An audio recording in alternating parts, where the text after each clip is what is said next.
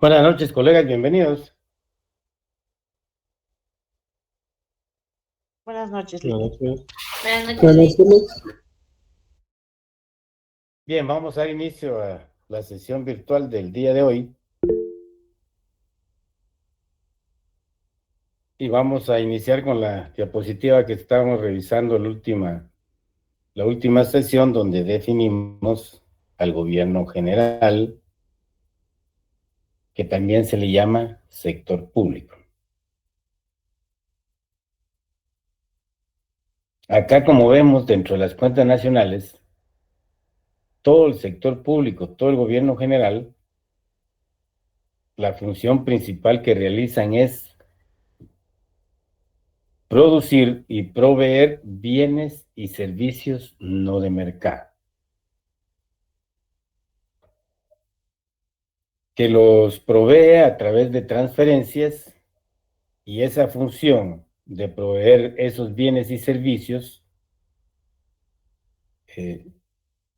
le permite al gobierno cumplir con una función de la teoría económica que se llama la función de redistribución del gobierno. Platicamos, perdón, de redistribución de la riqueza general que realiza el gobierno.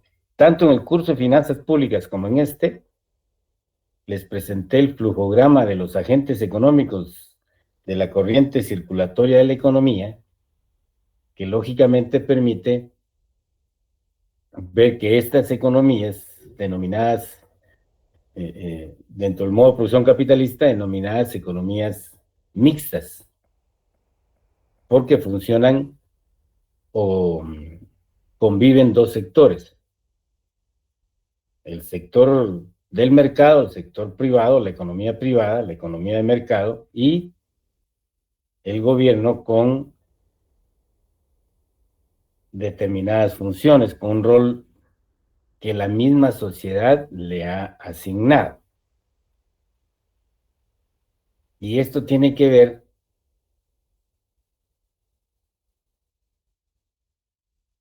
con los aportes de la teoría económica, que veíamos un poquito el otro día también, pero en este caso, se recordarán ustedes que el mismo Adam Smith, al que se le ha denominado el padre del idealismo económico, pues de haber sistematizado el pensamiento económico y separado de la moral, de la ética y de la filosofía para convertirlo en una ciencia, a pesar del tema del libre mercado o de la economía del libre mercado, él aportó allá en el siglo XIX que, bueno, el gobierno tenía que cumplir con las funciones de seguridad y defensa y de todas aquellas actividades que no fueran de interés del sector privado, del inversionista privado o del mercado, en una sola palabra. Por eso es que se les denomina economías mixtas, porque hubieron o hay aún aspectos que no son de interés del sector privado, dependiendo del nivel de desarrollo relativo y la estructura productiva de cada país. Últimamente, ustedes se han dado cuenta que las funciones del gobierno han venido de más a menos, se han deteriorado, se ha debilitado la institucionalidad y hemos llegado a un nivel en que, es decir, la forma como está funcionando el gobierno como representante del Estado no le da respuesta a las necesidades de la población. Lógicamente, esto ha sido un proceso de desinstitucionalización del Estado, no es arbitrario, está bastante bien planificado. ¿Por qué? Porque cuando lo comparas y analizas la estructura productiva del país, encontrás que, como les dije el otro día, para que fue ayer, que sigue la misma estructura productiva, sustentada en un modelo de producción agroexportador y con muy pocos esfuerzos para llevar esa estructura productiva a un nivel de producción de otro tipo de bienes, sean estos bienes intermedios o bienes de capital.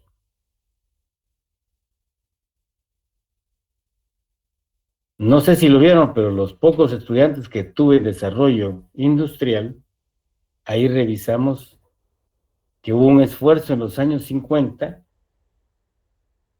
por diversificar la estructura productiva del país.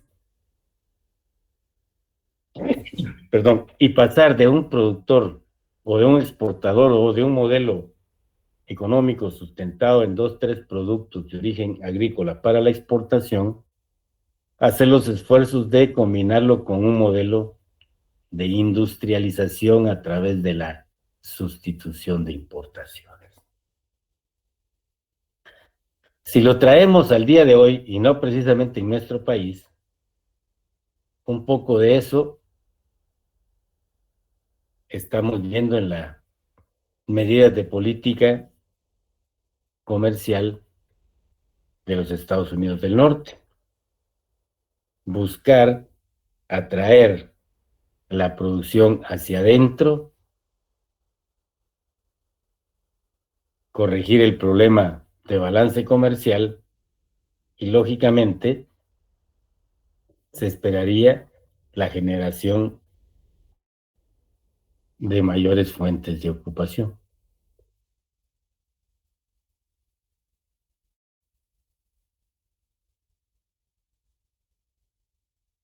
Les digo aplicándoselos un poco en la actualidad para que vayamos comprendiendo. Allá se hizo ese esfuerzo en los años 50, 60, que los resultados lógicamente fueron bastante positivos, porque si ustedes lo confirman, revisen las tasas de crecimiento de la economía de Guatemala en los años 70 y compárenla con las tasas de crecimiento a partir de la segunda mitad de la década perdida para acá. Y se van a dar cuenta que ese esfuerzo pues tuvo sus resultados positivos. Lamentablemente lo acabó el cambio de modo o de modelo económico implementado a partir de 1985, que ustedes ya bien saben que se le denominó globalización económica, en donde el elemento principal pues eran dos de todos los que traía la cartita de receta del ajuste estructural. Uno es la apertura de las economías. Dos, menor injerencia del gobierno. Ojo, menor injerencia del gobierno, sustentados como una cuestión neoliberal, pero que ya lo había dicho don Adam Smith. ¿Te acordás que decía que no debería de haber injerencia, ya que el mercado se autorregulaba por sí mismo? Como te repito, por favor, veamos en qué contexto económico, político y social lo planteó don Adam Smith y qué tipo de gobierno o qué forma de gobierno existía allá en el siglo XVIII, ¿ok? Que es fundamental para tener claro. Pero independientemente de eso, y aquí viene el tema, como le repito, aplicando la teoría que sustenta las cuentas nacionales. Don Adam Smith, en el ámbito económico, planteó precisamente eso porque se estaba eliminando el paradigma mercantilista, en donde lógicamente había una intervención fuerte del gobierno para crear las condiciones que permitieran acumular metales preciosos, ¿sí? Y producir bajo un modelo de protección la incipiente industria, allá en la primera revolución industrial, que ustedes saben que fue en Inglaterra, pero se inicia el esfuerzo en Francia fundamentalmente. Entonces, ¿cómo ven en ese contexto lógicamente decía, mira, si no dejas al mercado libre y seguís interviniendo como lo haces, lógicamente se pierden los beneficios que puede tener un libre mercado. Entonces, se refería a esa intervención, porque se estaba cambiando el paradigma liberal en lugar del mercantil o del mercantilista. Se sustenta el neoliberalismo en esos aspectos y lo trae en los años a finales de la década de los 80. Entonces, te repito, apertura económica, ahí tenés todos los tratados de libre comercio que se suscribieron en la década de los 90 y aún se han suscrito recientemente algunos con países de Sudamérica. ¿Ok? Apertura de la economía. Dos, lógicamente, en estos países y en la actualidad, lo que don Adam Smith pedía, ya los gobiernos lo habían realizado a través de echarle un poquito la mano a ese proceso de autorregulación con las leyes de competencia. ¿Para qué? Para garantizar el libre mercado. Pero resulta que se vulgariza, en mi opinión, ese proceso, y otro elemento importante del nuevo modelo, pues fue las privatizaciones, que estuvieron muy de moda en la década de los 90 y aún siguen. Y aquí es donde sustento el análisis que debe ser de acuerdo a la estructura productiva de cada país. ¿Por qué? ¿Por qué le interesa ahora al mercado? Siguiendo el planteamiento de Adam Smith, ¿sí? Que el gobierno debe de realizar aquello que no le interesa al sector privado o al mercado.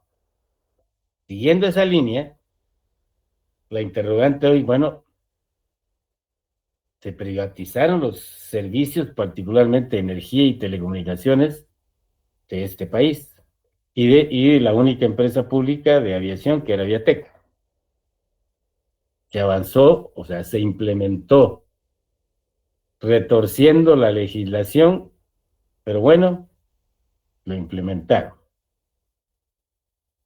Pero hoy por hoy hay un interés particularmente que se ve en el deterioro de la salud, de la educación y de la infraestructura. Entonces, los neoliberales, a través de la privatización, porque no fueron capaces de generar una estructura productiva diversificada que tome todo el encadenamiento desde materia prima hasta bienes de capital, ¿sí? Ahora, lógicamente, si hay interés en particularmente esos renglones: educación, salud, infraestructura. ¿Ok? Pues si querés ver esto a ojos de Adam Smith, nada que ver, pues, nada que ver. Fue una receta sin otro objetivo más que el de acumulación de capital. ¿Ya? Que eso me imagino que lo vieron o lo van a ver o lo están viendo en desarrollo económico, que va de la mano con lo que yo te manifestaba, que las cuentas nacionales, el que conozca cuentas nacionales, pues puede comprender todos esos modelitos o los modelos económicos que se están implementando en las economías. Entonces, de tal manera que se llegó al siglo XXI, lógicamente viene desde el siglo XX, y yo te podría decir que los países como el nuestro, lógicamente, manejan ese principio, pero no precisamente porque el mercado vaya a beneficiar a toda la población, como lo manifestó en su momento don Adam Smith, las características intrínsecas de ese mercado. En otras palabras, el gobierno no debe producir bienes y servicios de mercado. Así de sencillo. Y si revisas, acá tienes las cuentas nacionales que te están diciendo que el sector público, el gobierno general, es un productor de servicios gubernamentales que va a proveer a la población de forma gratuita o a un precio por debajo del mercado. Fundamental esta parte para que puedan comprender, como les indico, todo el tema del desarrollo económico y el rol que va a jugar o que debe de jugar el gobierno y que fue tomado de la realidad y plasmado en un manual de las cuentas nacionales. ¿Ok? Bien. Dicho eso, espero que quede clara la definición del gobierno general, que también se denomina sector público, y vamos a pasar a ver el tema de dónde se financia el gobierno para poder cumplir con estas funciones de redistribución que tiene, con la producción y proveer bienes y servicios públicos, ¿ok? Aquí voy a auxiliarme, a ver, con Axel Santiago. ¿Sería tan amable leerme la diapositiva, por favor?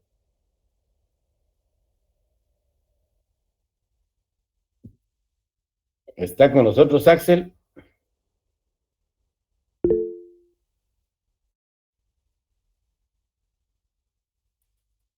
Don Axel dice que no tiene micrófono. A ver, ¿me ayuda Linda Sáenz, porfa?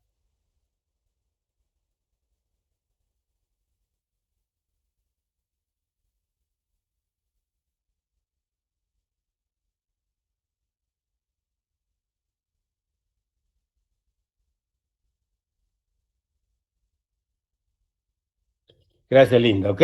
Bien.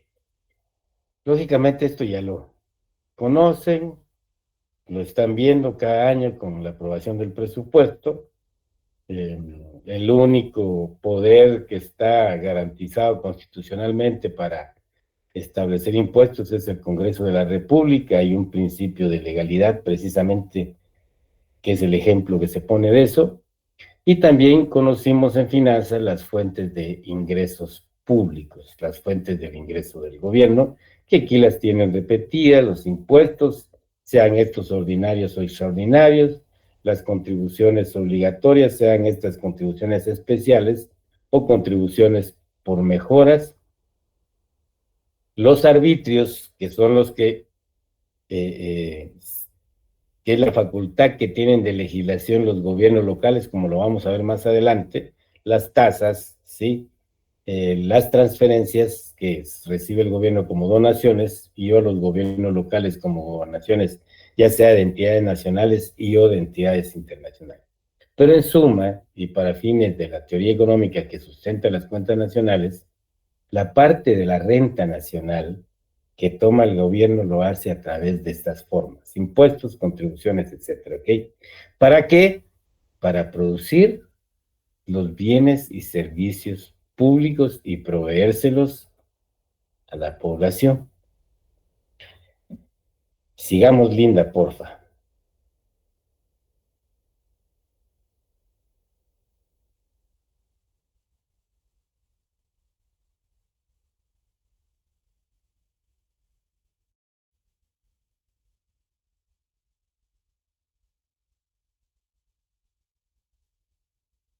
Bien, gracias. A ver, ya vimos el primer aspecto por el lado de dónde proviene la parte de la renta que toma el gobierno, de la riqueza que genera un país, ¿sí?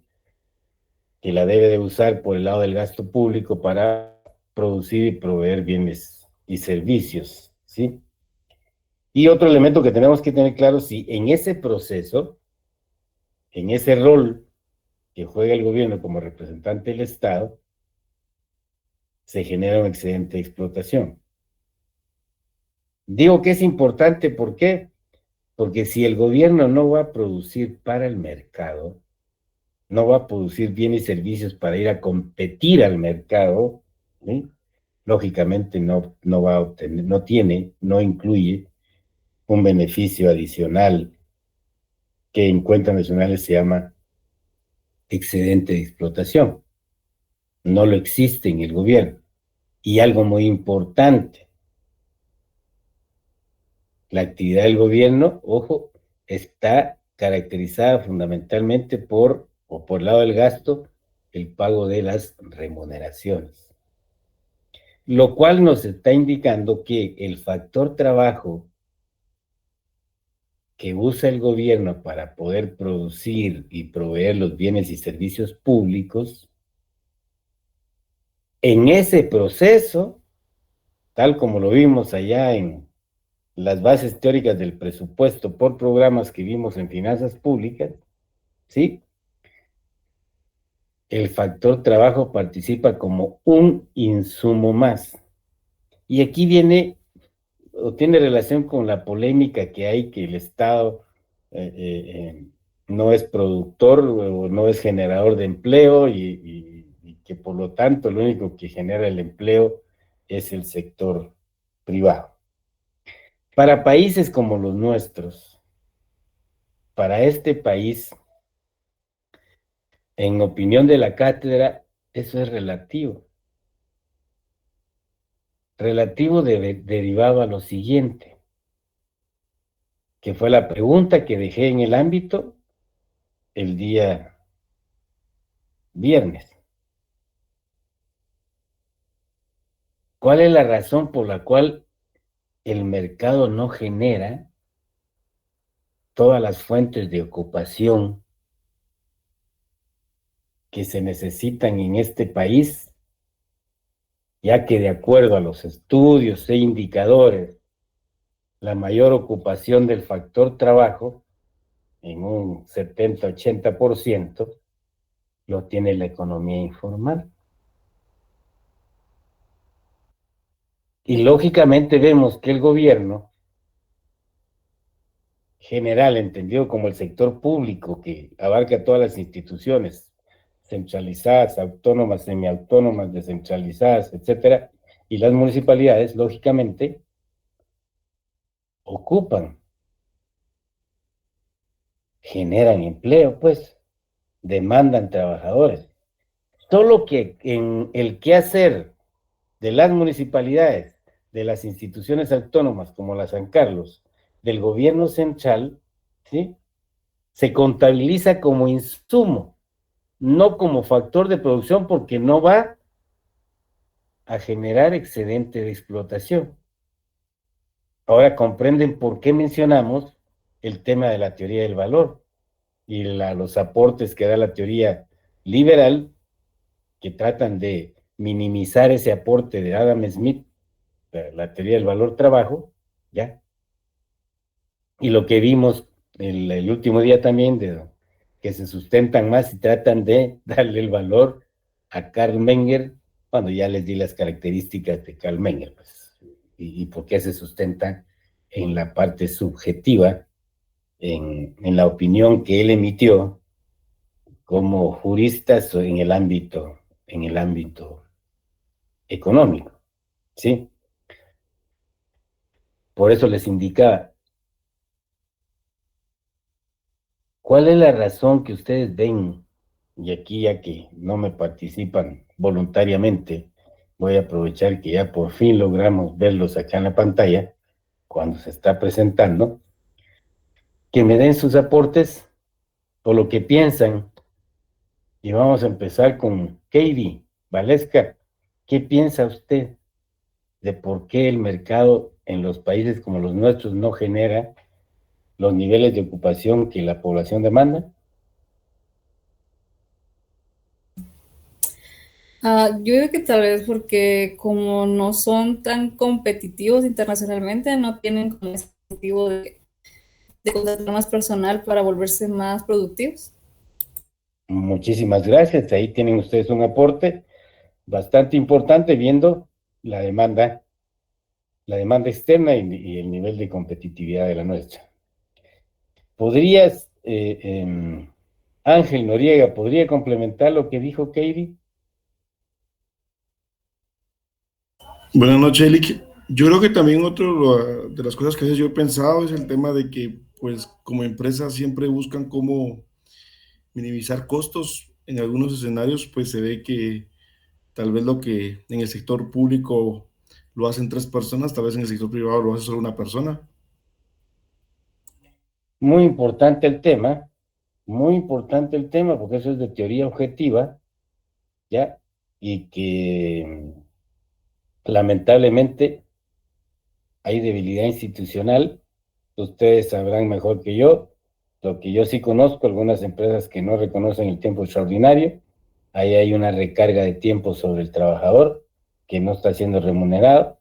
Lo que Karl Marx llamó explotación, pues así de fácil y sencillo, sin ningún ánimo o ideológico implícito, no, sino simplemente la realidad. Gracias, Axel. Jacqueline, ¿qué nos dice usted?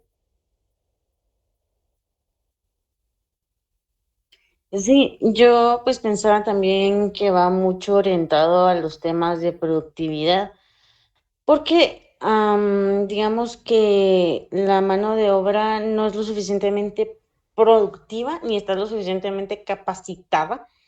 Y aparte de que la distribución de, digamos, de oferta laboral también está muy, ¿cómo le digo? Está muy desequilibrada con el mercado de la demanda, de la demanda Ujú. laboral, precisamente no solo por las habilidades, sino porque no hay tanta diversificación del talento, en el sentido de que sean carreras más innovadoras, con mejores capacidades y con los conocimientos actuales que se requieren.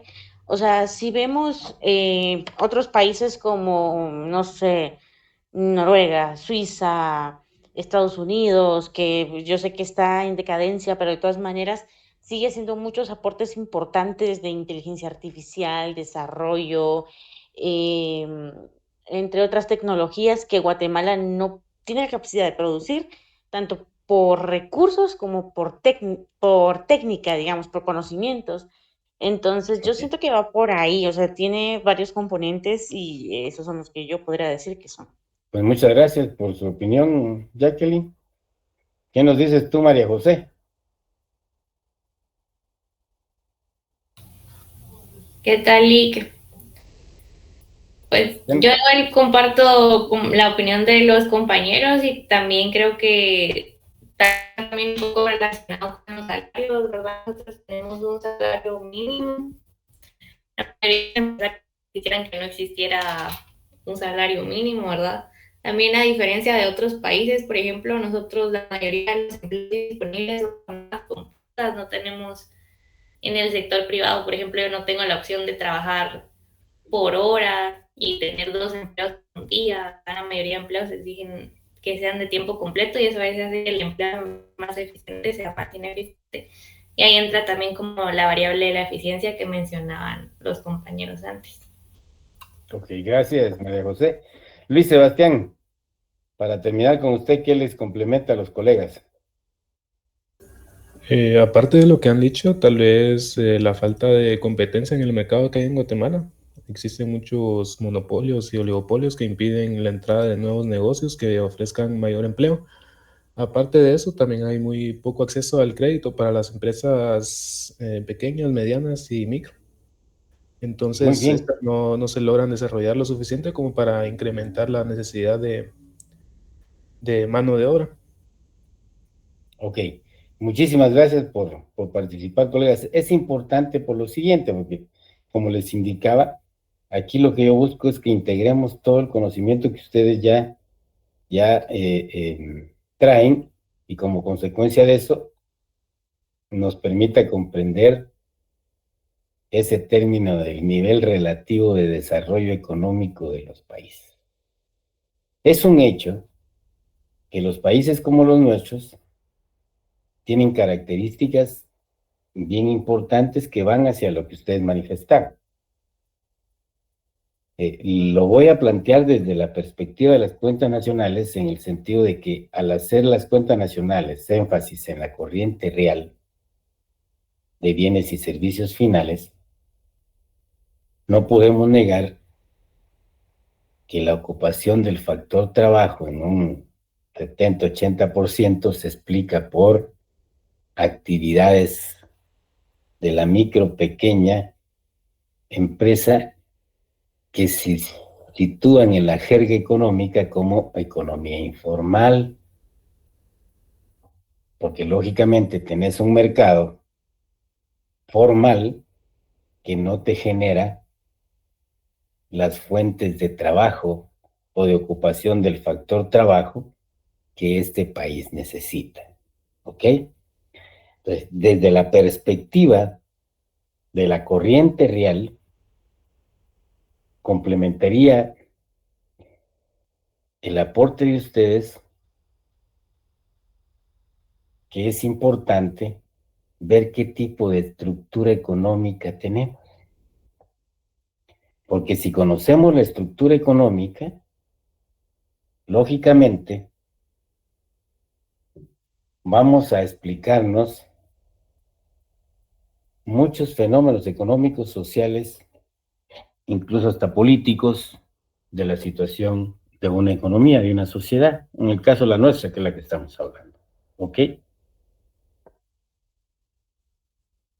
A esa estructura económica, ver cómo está organizado ese mercado.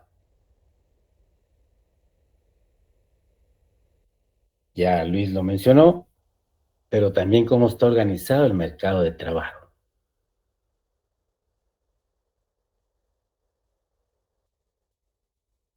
Al unir esos aspectos y al revisar que tenés una estructura productiva sustentada en 2, 3, 4, 6, 8 productos de origen agrícola para la exportación, ese tipo de actividad te va a decir qué tanto nivel de empleo pueden generar.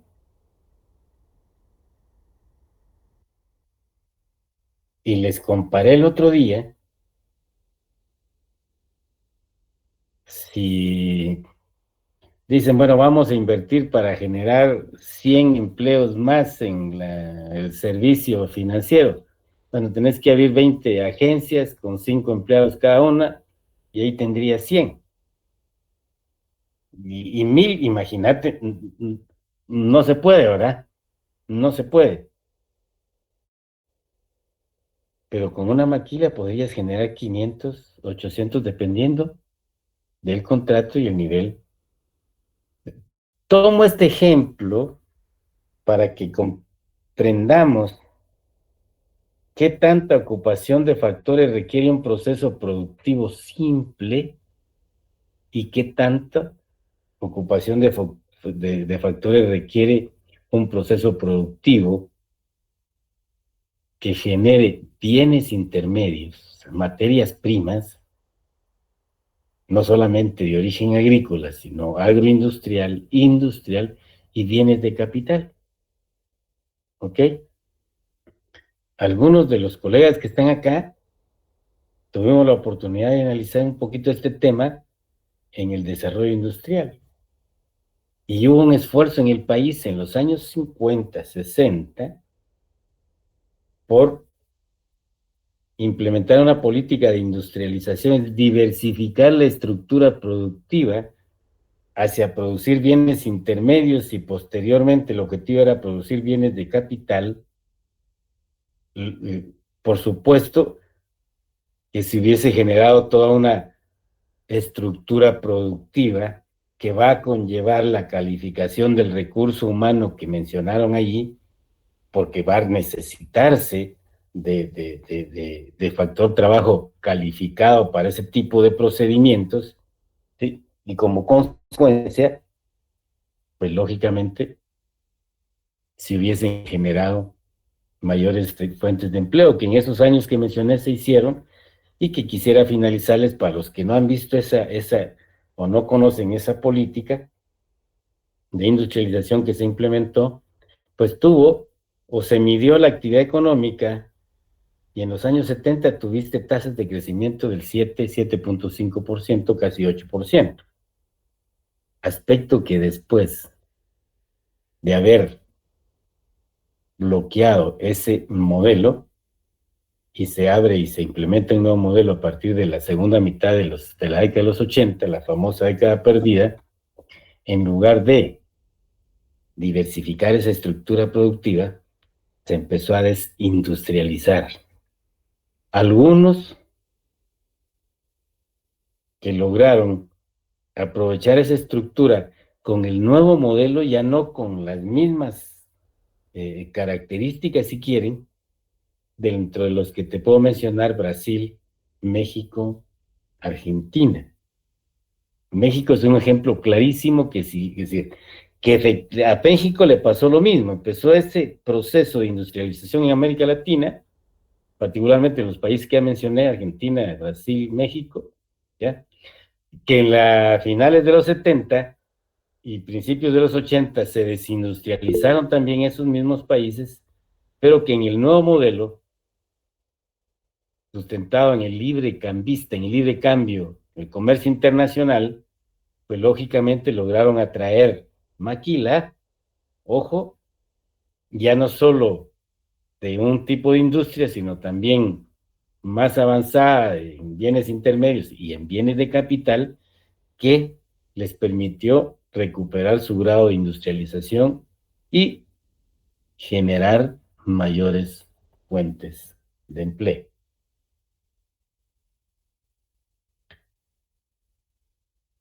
Entonces, como economistas, y tratando de integrar el conocimiento acá, si tú analizas, o sea, el mensaje es: ten presente y busca información y conocer la estructura económica del país.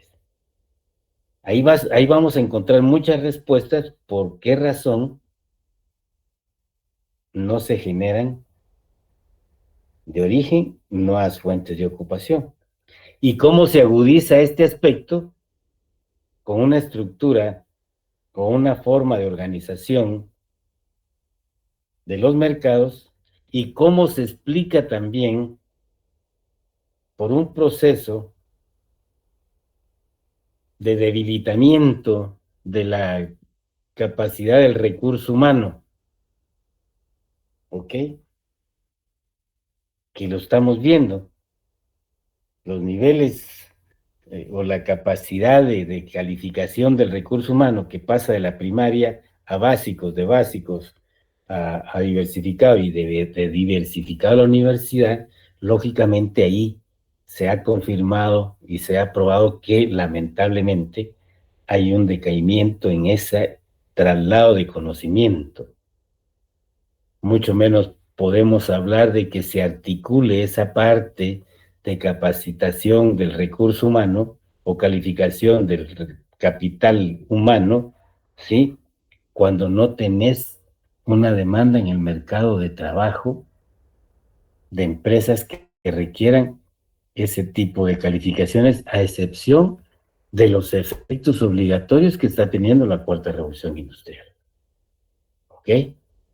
Entonces, sí es bien importante, mis queridos colegas, y aquí yo me encargo de integrárselos, porque eso te da una visión completa y entonces ya puedes ordenar.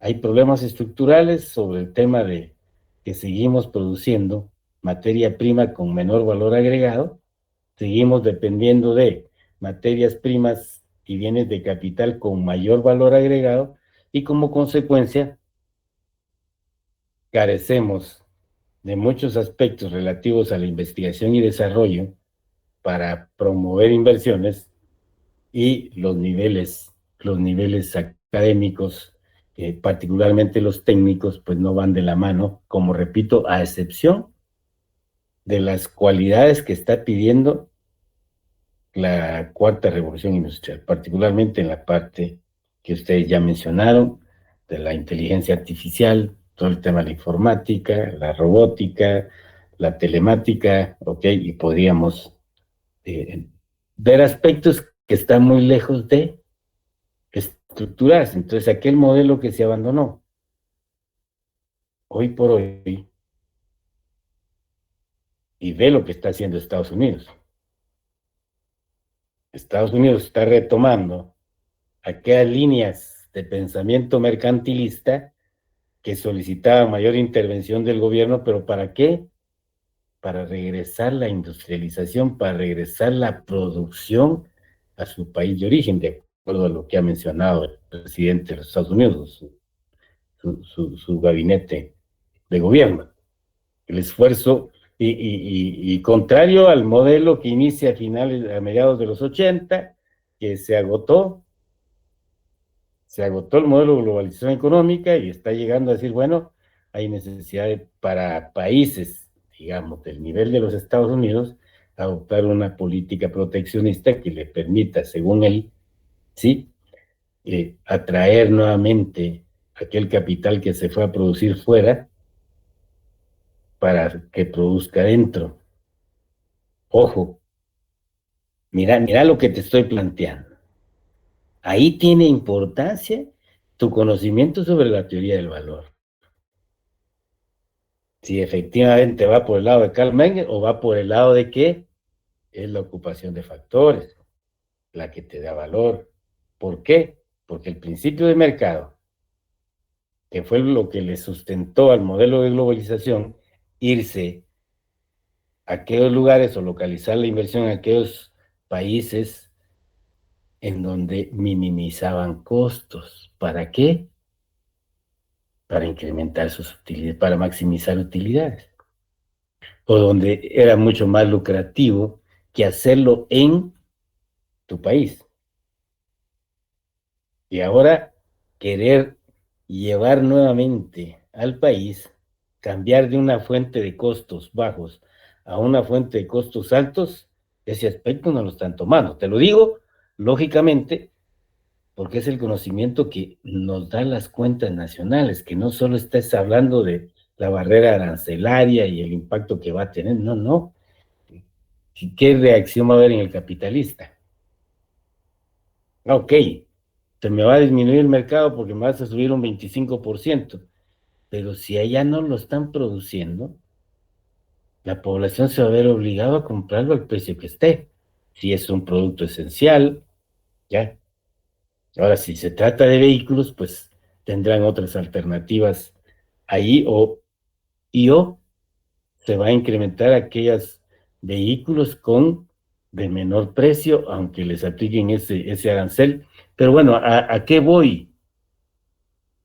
A que el mensaje de Estados Unidos es: quiero ocupar factores, pero no encuentro, ¿ya?, cómo atraer inversiones más que adoptar este tipo de medidas para ver si se ven obligados o no. Va a depender del costo-beneficio, no de la utilidad marginal para el consumidor. Realidades que son las que estamos tratando de aplicar acá. Y como dije, ahí ¿qué tiene que ver el sector público? Pues tiene que ver mucho. De no ser por Obama, por ejemplo, los billones que le dio a la industria automotriz para que se reinventara la industria automotriz gringa, por lo que dijo una colega ahí, los niveles de competitividad de la producción de vehículos en Estados Unidos están muy por debajo de los de Asia, Japón fundamentalmente, ¿ok? Entonces, mis queridos colegas, esa integración de conocimiento me permite a mí, en esta revisión del rol del Estado, ¿ya? Y ahora te vas a explicar por qué. ¿Por qué es que los gobiernos ocupan, desde la perspectiva política, más gente de la que necesitan en las instituciones del Estado? Más burocratización, ¿ya? Y entonces en países como los nuestros, y aún en los de mayor desarrollo relativo, cuando topa la estructura productiva, pues alguien tiene que ocupar los factores. Ya no desde la perspectiva anticíclica, porque no siempre hay ciclos económicos, sino ya de la necesidad de minimizar o de meter o de generar beneficios, al menos a través de la economía pública, hacia un mayor sector de la población económicamente activa. Entonces, como ven, da para mucho, porque es lo que yo les he dicho. Atrás de todo esto hay una información cualitativa tremenda que nos permite comprender el comportamiento de la actividad económica. ¿Ok? Bien. Sigamos, pues, el colega que me estaba ayudando. Perdón, la colega Linda.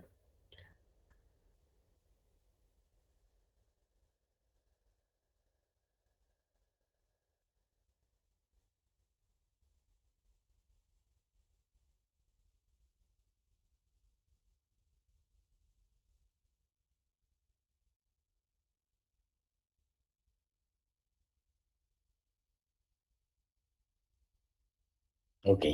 Gracias, Linda. Nuevamente hacemos énfasis acá en de dónde vienen los ingresos del gobierno, pero lo más importante, ¿ya? Es que la producción de bienes y servicios no es de mercado. ¿Ok? Como repito, los gobiernos actualmente no producen para competir en el mercado ellos con otro agente económico.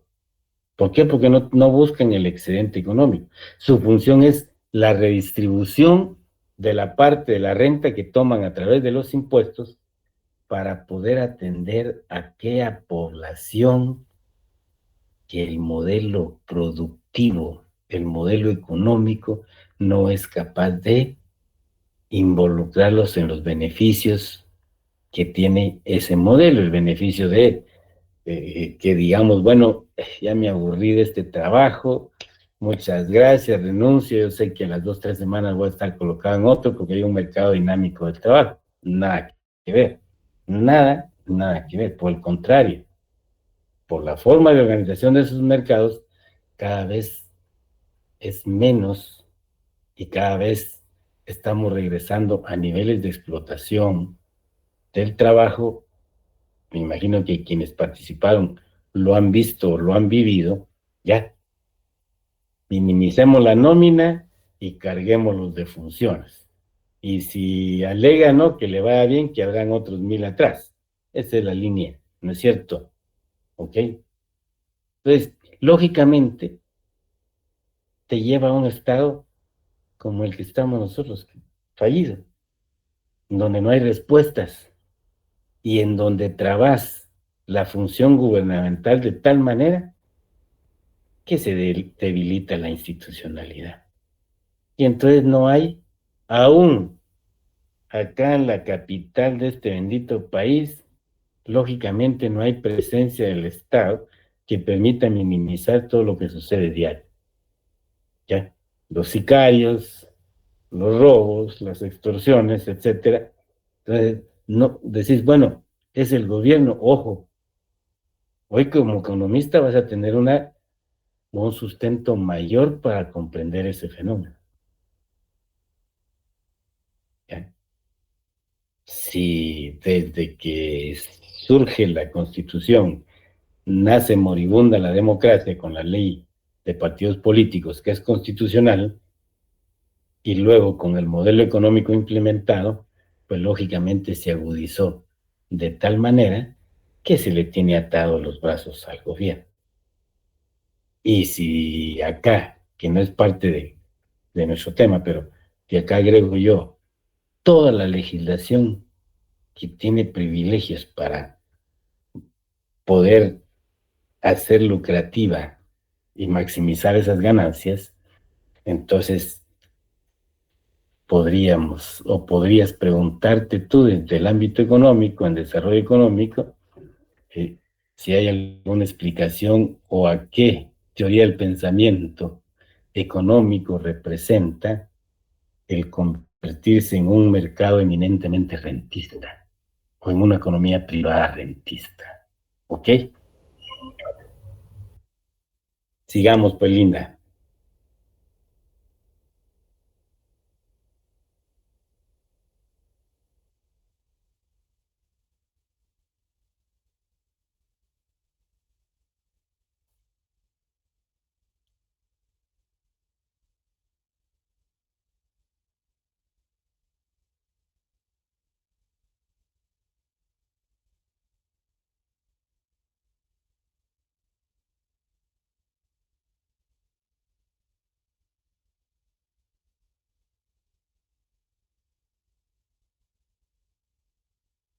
Ok, muchas gracias, Linda.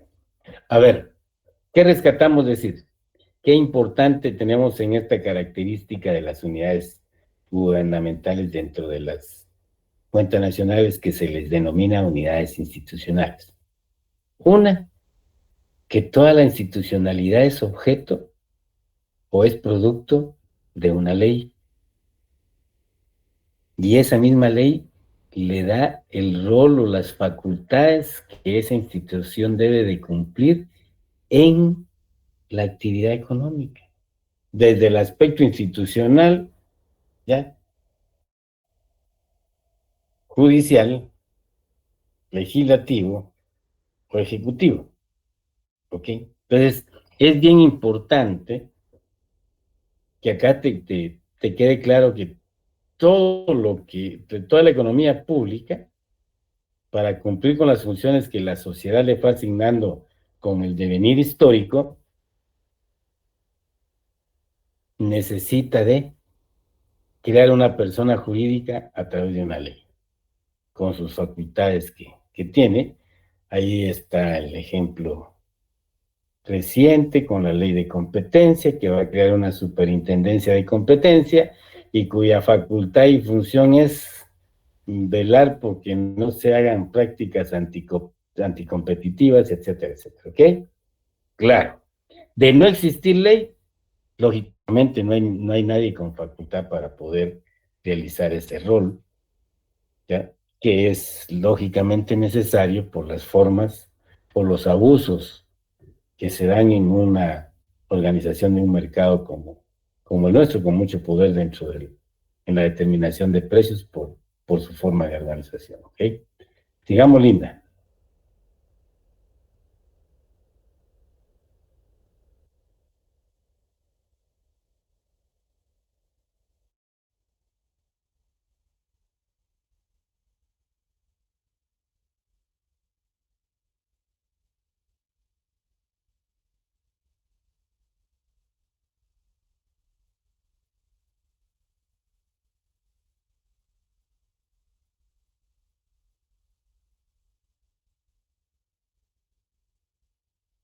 Ok. Gracias, Linda. ¿Cómo ven? Aquí están hay dos aspectos esenciales acá de una institución. Proveer bienes y servicios mediante la producción no destinada al mercado. Y aquí hay algo muy importante que quiero que tengan esa información. Cuando hablamos de no de mercado es precisamente en cumplimiento a lo que dijo allá don Adam Smith en el siglo XIX. El gobierno debe existir para dar defensa y seguridad y realizar todas aquellas actividades que no sean de interés del mercado, del inversionista. ¿Ok? Fundamental. A partir de ahí, la implementación de todo el liberalismo, tanto político como económico, como pueden darse cuenta, con este nuevo ajuste y modelo que se implementa a mediados de 1980, que era el objetivo de esa receta, y derivado de la estructura productiva, muchos servicios que estaban en manos porque no les interesaba antes de esa fecha al mercado, o bienes que producía el gobierno, fueron privatizados. Y aquí tienes el ejemplo claro. Entonces, te estás dando cuenta que qué estructura productiva que no logró desarrollarse y avanzar en esa diversificación y el encadenamiento de las actividades productivas desde la agricultura hasta la producción de bienes de capital, ¿sí? No se da. Debemos ser honestos y entender claramente que tenemos un mercado ineficiente. Que la eficiencia que hablan del mercado, ¿ya? No es en términos macroeconómicos así. Y desde la estructura de la producción tampoco nos permite confirmar que hay eficiencia, ¿sí? en los procesos productivos que les hubiese permitido agregar más valor y como consecuencia obtener mayores beneficios, ¿ok? Entonces, vieron hacia América Latina y dijeron, mira mucha, para que sigan haciendo lo mismo, pero aquí hay actividades, tanto para las transnacionales, fundamentalmente para empresas transnacionales, porque la inversión nacional ni algunos se metió en ese tema, ¿ya? Pero todo lo que se privatizó en Guatemala fue por empresas transnacionales. Empezaron empresas nacionales que se inscribieron en el registro mercantil, la adquirieron para poder hacer todo el procedimiento y luego las vendieron al que los usó como testaferros para comprarlas acá, pues, o sea, es evidente el tema que vemos ahí desde la necesidad de proveer esos bienes y servicios a la comunidad que antes estaba en manos del Estado y que pasaron al mercado. Y lógicamente ratifica que es una función de redistribución de la renta que toman a través de los impuestos, que son las características que, ojo, asume la responsabilidad de, y la sociedad le da esa bendita responsabilidad.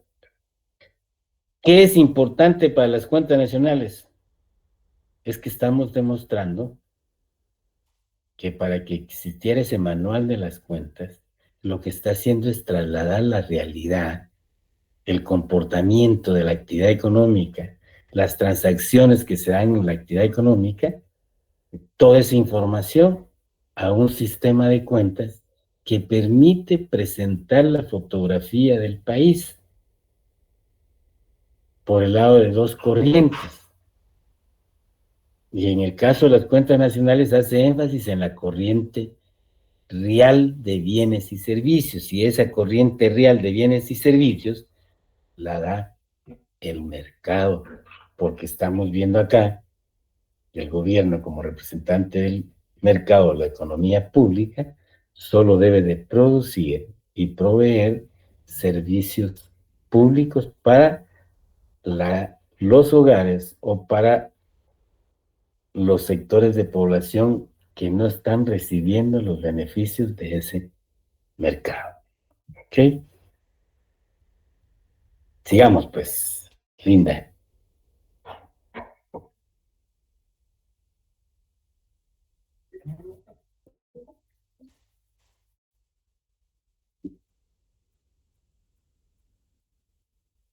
Bien, desde las cuentas nacionales,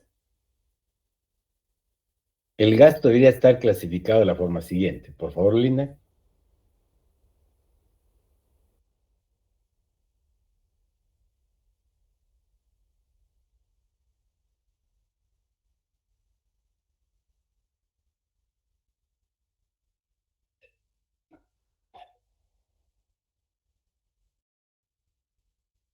Gracias, Linda. Como ven, allá vimos la parte del ingreso, de dónde proviene, y acá las cuentas nacionales tenés que clasificar tu gasto en gastos efectivos,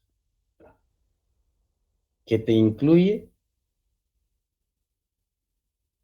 el gasto en que incurrís para poder dar salud, educación, administración, no de mercado, ¿sí? Porque lo vas a dar de forma gratuita o a un costo mucho menor del costo de mercado.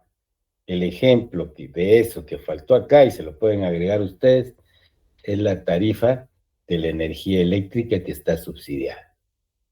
¿Ok?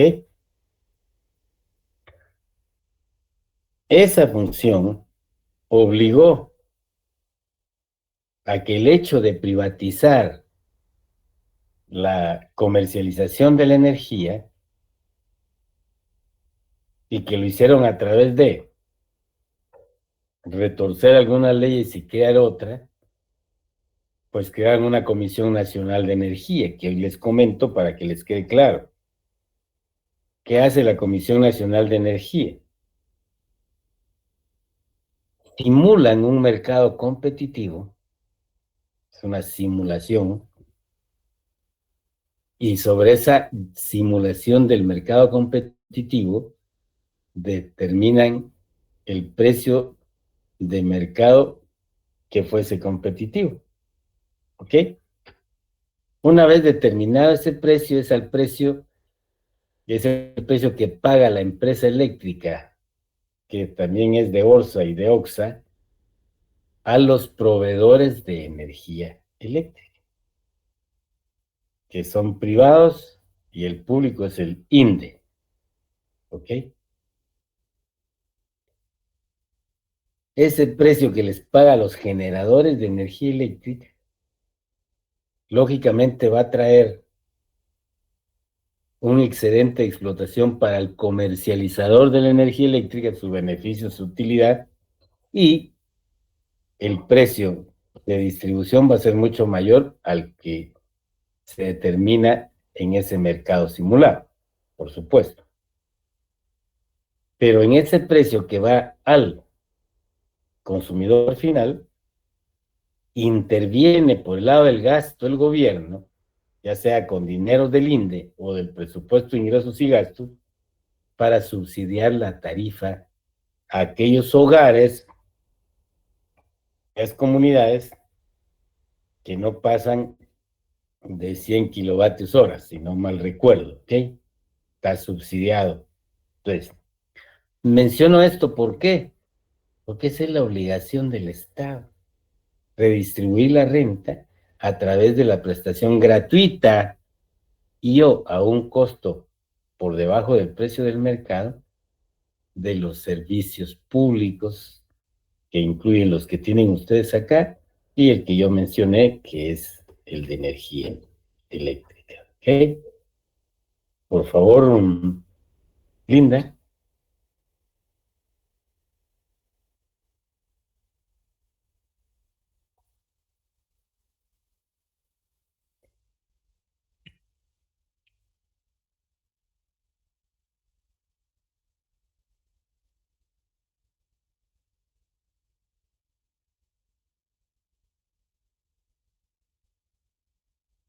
Gravámenes tributarios. Gracias, Linda. ¿Ok? Bien, como ven, acá el manual insiste mucho en la fuente de financiamiento, pero lo importante en esta primera clasificación que estábamos viendo, y en el caso de los gastos, esos gastos efectivos son los que se realizan en gastos en bienes y servicios, que lógicamente son proporcionados de forma gratuita, como ya dijimos. Pero no es simplemente gastar por gastar. Se busca alcanzar un objetivo de carácter social y político. Entonces, aquellos sectores de la población que no son beneficiados con el modelo económico y que como consecuencia de ello podrían generar problemas sociales y o políticos, pues ¿quién les va a atender para amortiguar cualquier decisión de este tipo, de esos grupos? ¿Ok? Pues lógicamente es a través de proveer los bienes y servicios públicos de forma gratuita o muy por debajo de su precio. Lo que les anticipaba. Y el sistema capitalista, luego de la forma como se organiza a partir del siglo XV, se concretiza en el siglo XVIII, ya sistemáticamente, es evidente que en la historia de este planeta, las sociedades han pasado por estadios en donde de un estadio de ser considerado como una cosa más y no como seres humanos, lograr ese proceso de humanización y llegar a este estado moderno en el cual ustedes, que deben ser de la generación, algunos de los 80 y la mayoría de los 90, ¿sí?, que vinieron a este planeta y encontraron todo un sistema de protección de derechos humanos que están vigentes en la legislación interna, producto de haber ratificado tratados y convenios internacionales de protección de los derechos humanos. ¿Ok?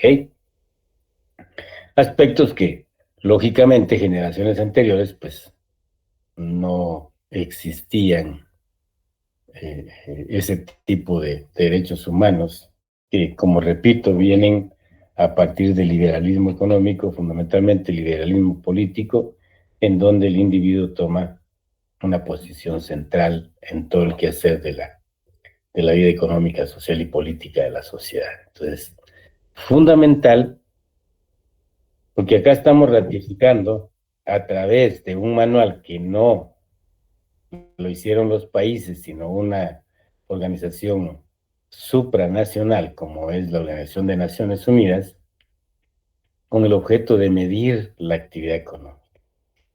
¿Para qué? Precisamente para comprender todo lo que se da detrás de las transacciones económicas, detrás de las normativas, detrás de la creación de instituciones gubernamentales, detrás de los principios que se buscan establecer o simplemente se plantean para esconder verdades por el lado del mercado. Por favor, ve.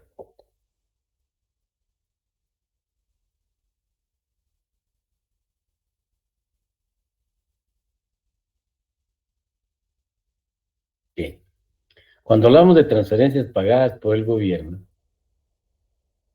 y acá es precisamente por la falta de representatividad o de presencia del Estado en todo un territorio nacional, pues bueno, lo que te está diciendo que el gobierno puede hacerlo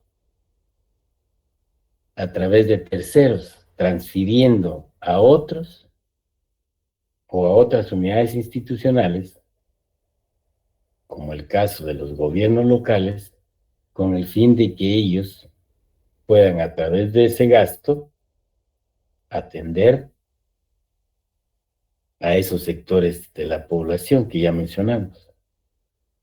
Y eso es una característica de la función de redistribución de la renta nacional que insistentemente las cuentas nacionales, dice, provienen de la recaudación de los impuestos, ¿ok? Sigamos, Finda.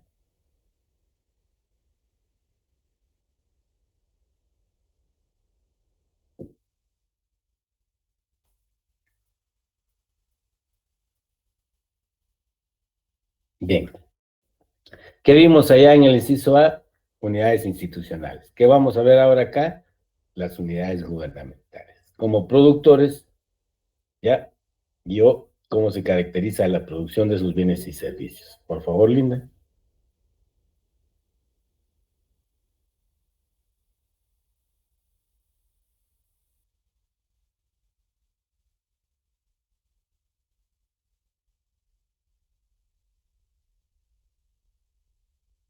Entonces, toda aquella institución que produzca bienes de no mercado, lógicamente va a estar compilada su producción como una unidad gubernamental o como parte del sector público del gobierno general.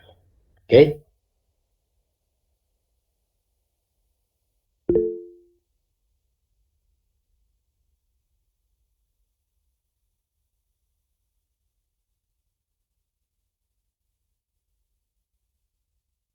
Gracias, Linda. ¿Ok? Ahí alguien, Ángel, estaba levantando la mano. Sí, licenciado, le iba a preguntar algo, pero no sé si viene a colación con lo que cabalmente leyó ahorita la compañera. Es que le iba a preguntar en qué momento si el gobierno puede entrar en el sistema de producción en bienes y servicios, por ejemplo, como cuando da abono, por ejemplo, he escuchado yo cuando da abonos en los departamentos, entiendo que no sé si los da a bajo costo o los da gratis a través del MAGA, pero digámoslo así, pues ahí está como que, no sé si llamarlo así, compitiendo o está, pues hay productores pues de ese bien y servicio. Entonces, ¿en qué momento el gobierno sí puede como tomar, no sé si la decisión de poder entrar? Porque yo siento que está como compitiendo, no sé si así es la palabra correcta, compitiendo, o es porque ellos se lo compran a estos mismos productores, pero después lo regalan ya bajo un costal que dice gobierno de Guatemala, no sé. Precisamente viene al caso. son las transferencias en especie. El gobierno compra en el mercado, como usted bien lo dijo, y luego lo distribuye gratuitamente. ¿Ok? Que en ese proceso de distribución se politice y lleve insignias o símbolos del gobierno que lo está haciendo, o muy sutilmente el partido que llevó a ese gobierno al poder, pues bueno, tristemente es la degradación de todo el sistema que estamos teniendo en este país. Pero no, cuando hablamos de que produce bienes y servicios, por favor, comprendamos que el gobierno no tiene fábricas, a excepción de la industria militar, que ustedes conocen y que ahí sí produce, pero para su propia institución y para poderle vender a la policía. Y me imagino que debe haber mano en mono porque llegan otros uniformes a otros sectores, pero eso ya no es parte del tema de las cuentas, ¿no es cierto? Son otros aspectos, pero en este caso, Ángel no está produciendo abono, lo adquiere del mercado, o sea, no está compitiendo con el mercado.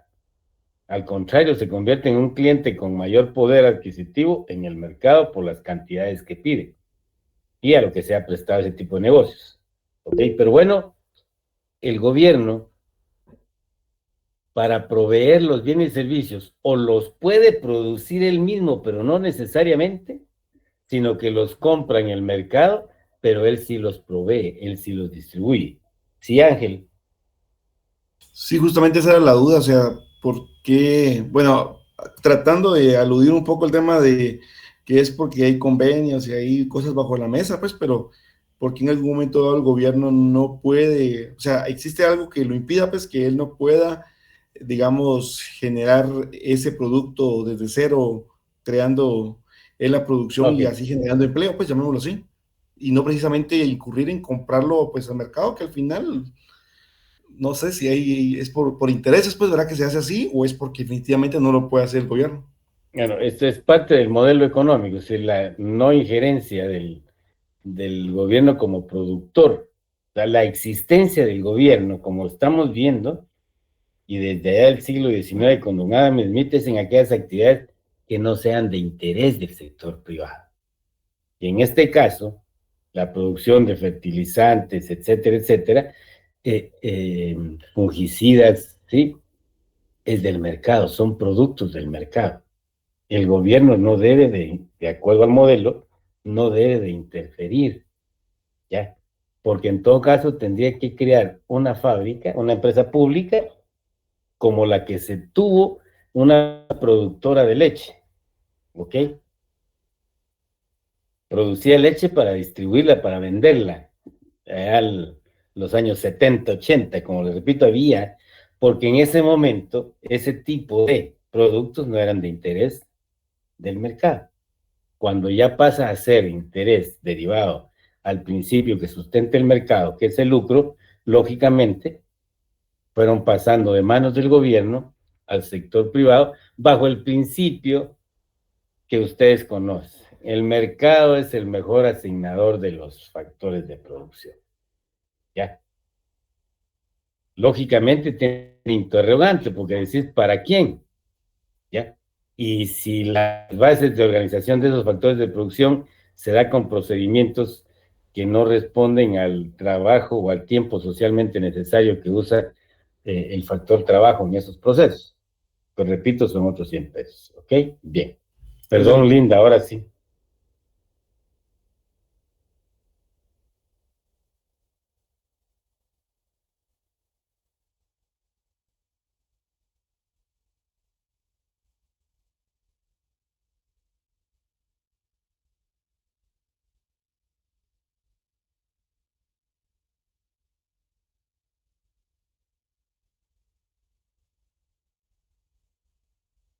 Bien, entonces con estos dos aspectos, Ángel, abonamos a su inquietud. Cuando el gobierno decide producir bienes de mercado, pero para venderlos en el mercado, ¿sí? Tiene las siguientes opciones. Crear una empresa pública crear una sociedad pública, ¿sí?, que incluya la determinación de los precios y de la inversión esté en condiciones de controlar, o sea, que el gobierno logre tener control sobre esa empresa pública.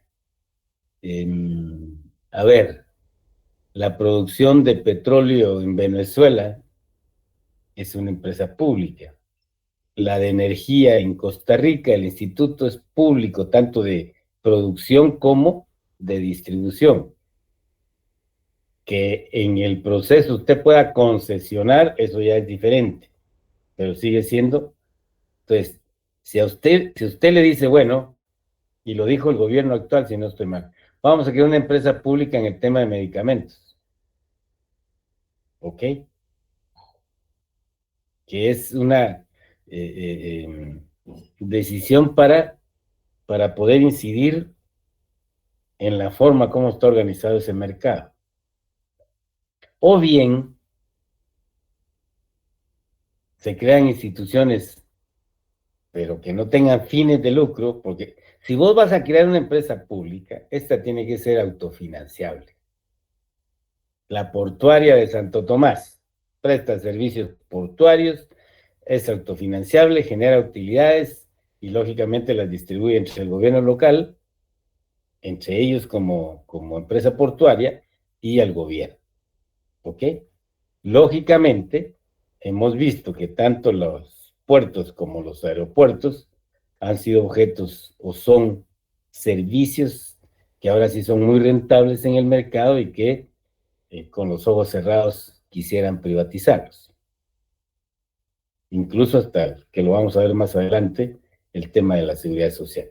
Otro camino, como repito, una empresa que no sea lucrativa, pero que esté controlada totalmente por el Estado y financiada totalmente por el Estado, pero para producir y también vender en el mercado.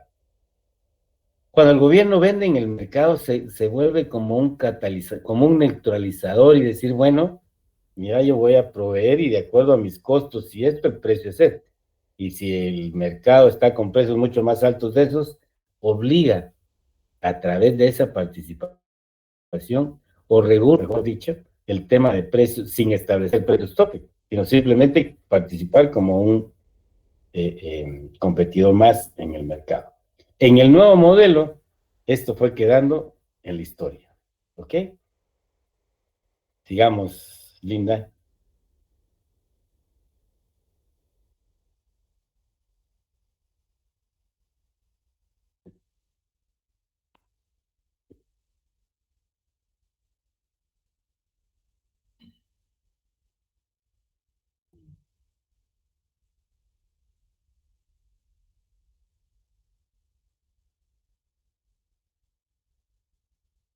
Ok. Dentro de las cuentas nacionales se estarían compilando como cuasi sociedades a las empresas públicas y o fundaciones no lucrativas o instituciones no lucrativas que produzcan para vender al mercado, bienes y servicios de mercado. Se clasifican como cuasi sociedad. En el país, ¿cómo están clasificadas? Veamos, Linda.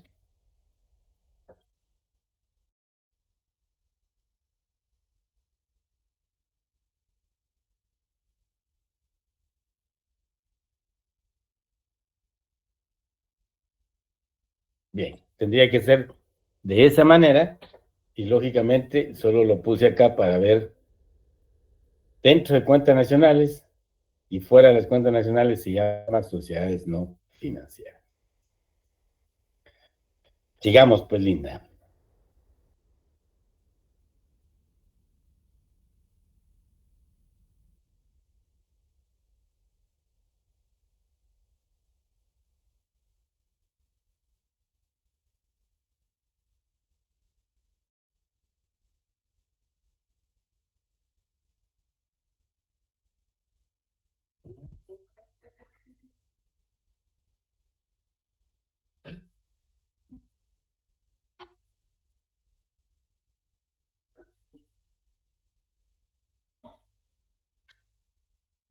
Ok. Como ven, todos estos, toda esta institucionalidad es la que forma el sector público o el gobierno general. Es la que incluye, la que abarca, la que Cuentas Nacionales clasifica como gobierno general. A todo el gobierno central o local, aquí estamos hablando del Ejecutivo, Legislativo, Judicial, instituciones centralizadas del gobierno, las locales, incluidas las municipalidades, las instituciones públicas descentralizadas, productoras de servicios no mercado, que incluye a las autónomas y no autónomas, y la seguridad social. Algo muy importante que deben de, que separa la seguridad social derivado a las características especiales de esa seguridad social que vamos a ver más adelante.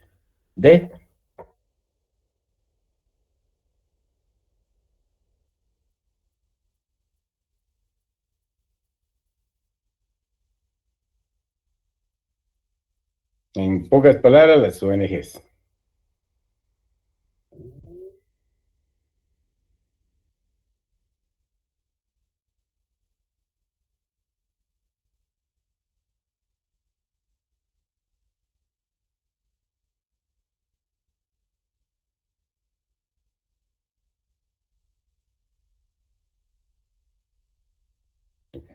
El manual hace la aclaración. Acá hay que tener cuidado para compilar la información y no confundir o no incluir dentro de lo que es el gobierno general a las empresas públicas que van a estar clasificadas, como se ve o vimos, en cuasi sociedades.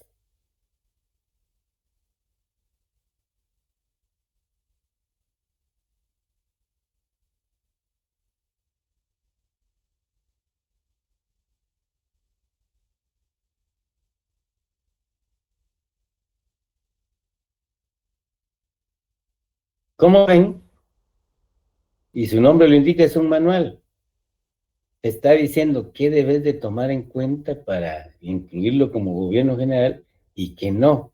Entonces, el que hace las cuentas nacionales, lo que hace es precisamente recopilar toda la información, compilar esa información y registrar esa información de acuerdo a las instrucciones que el Manual de Naciones Unidas tiene.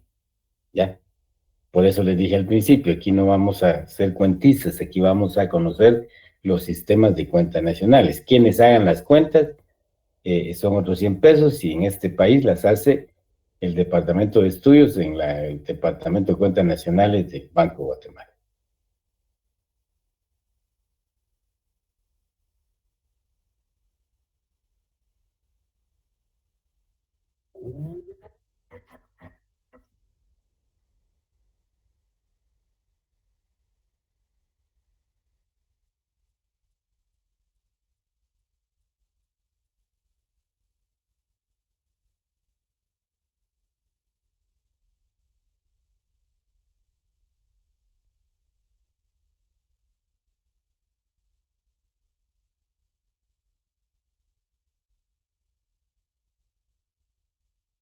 Ok. ¿Qué es importante acá, aparte de conocer la clasificación del gobierno general? Son estas siglas. Todos los cuentistas ya no hablan de gobierno central, sino de la S1311. Ellos ya saben que se refiere al gobierno central. Una clasificación que tiene el manualito. Veamos cada uno en particular, por favor.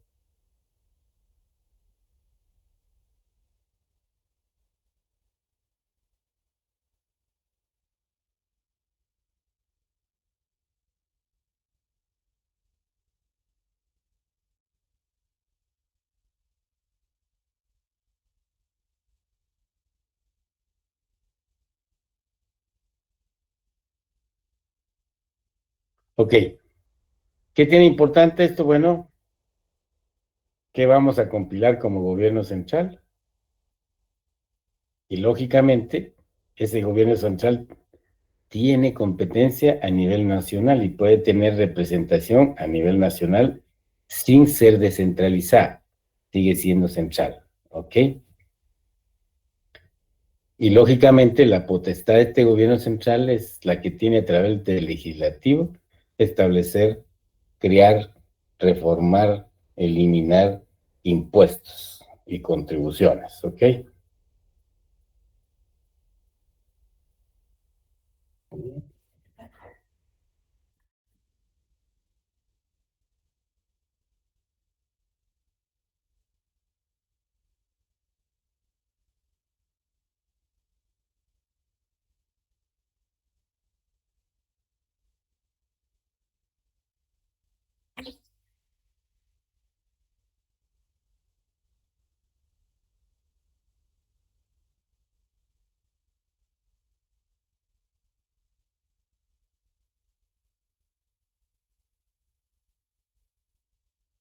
Bien, gracias, Linda, ok. En este caso, yo creo que acá con esto estaríamos finalizando para dejarlos ir a cenar. En esta clasificación de gobierno central, luego gobierno local, quiero hacer una aclaración. El manual también incluye aquellos gobiernos que están organizados en federaciones. Entonces, hay un gobierno federal, un gobierno estatal, un gobierno local o municipal, como Estados Unidos mexicanos, los propios Estados Unidos de Norteamérica, Brasil, Argentina, ¿ok? Para recopilar toda esa información y los tiene desagregados así.